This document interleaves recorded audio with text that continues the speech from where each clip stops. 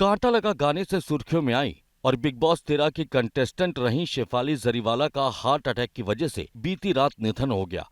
वो महज 42 साल की थीं।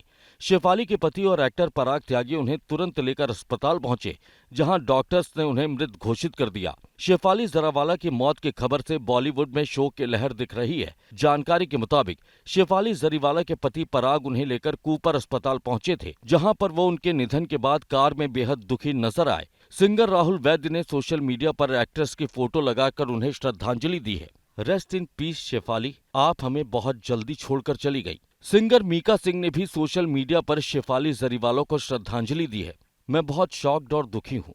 हमारी प्यारी स्टार और एक अच्छी दोस्त हमें छोड़कर चली गई। शेफाली जरीवाला मनोरंजन जगत का जाना पहचाना चेहरा थी, जिनके हार्ट अटैक से अचानक हुए निधन की वजह से लोग हैरान भी हो रहे हैं और दुखी भी।